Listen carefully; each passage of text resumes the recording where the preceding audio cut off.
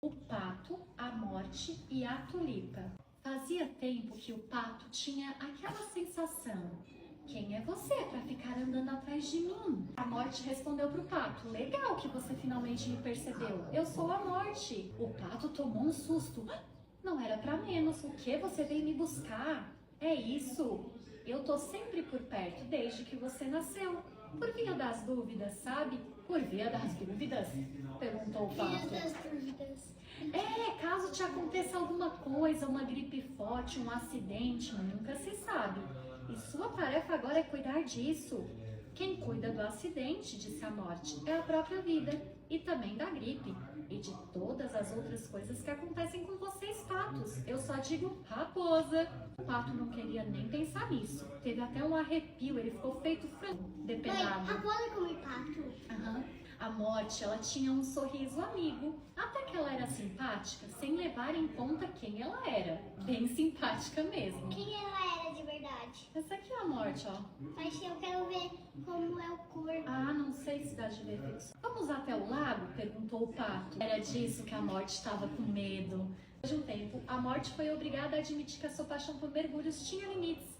Você me desculpe, ela disse, mas pra mim chega, estou ensopada. Está com frio? Perguntou o pato.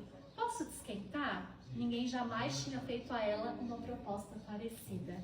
Daí o pato ficou abraçado na morte.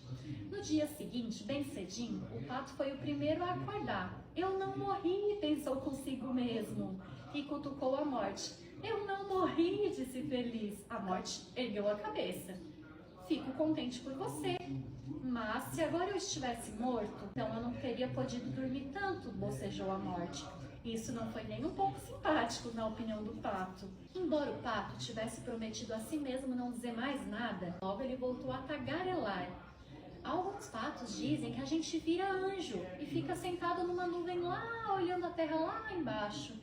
É bem possível, disse a morte, afinal asas vocês já têm. Alguns patos também dizem que debaixo da terra, lá no fundo, tem um inferno, onde a gente é assado se não tiver sido um bom pato. Cada coisa que vocês patos imaginam, disse a morte. Mas quem sabe? Então você também não sabe, disse o pato. A morte apenas olhou para ele. O que vamos fazer hoje? Perguntou a morte super bem-humorada. Hoje a gente não vai até o lago, disse o pato. Nós vamos fazer uma coisa bem divertida. A morte ficou aliviada. Subir numa árvore? Perguntou de brincadeira. Lá de cima dava para ver o lago, tão tranquilo e tão solitário. Vai ser assim quando eu estiver morto, pensou o pato. O lago, sozinho, sem mim. Às vezes, a morte podia ler pensamentos. Quando você estiver morto, o lago também não vai estar mais lá. Pelo menos não para você. Tem certeza disso? Perguntou o pato admirado. Certeza absoluta, respondeu a morte. Menos mal, assim não preciso ficar triste por ele quando você estiver morto, disse a morte. Falar sobre a morte era fácil para ela, para a morte. Vamos descer, sugeriu o pato depois de uns instantes. A gente tem cada pensamento esquisito em cima das árvores. Nas semanas seguintes, eles foram cada vez menos ao lago. Eles passavam a maior parte do tempo sentados na grama e falavam pouco. Quando um vento mais gelado soprou pelas suas penas, o pato teve um calafrio pela primeira vez.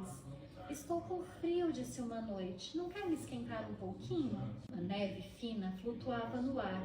Algo tinha acontecido. A morte olhava para o pato. Ele não respirava mais. Estava deitado, perfeitamente quieto. Morreu? A morte alisou algumas penas que estavam levemente arrepiadas e carregou o pato até o grande rio. Ali, ele o pôs com cuidado na água e lhe deu um suave empurrãozinho. Por um bom tempo, continuou olhando o pato. Quando perdeu de vista, por pouco, a morte não ficou triste. Mas assim era a vida. O que aconteceu? O pato morreu. Mas como? Ele estava dormindo e morreu. Acho que a morte estava com um problema, mas transmitiu pro pato. Pode ser. Acho que é porque ela tinha...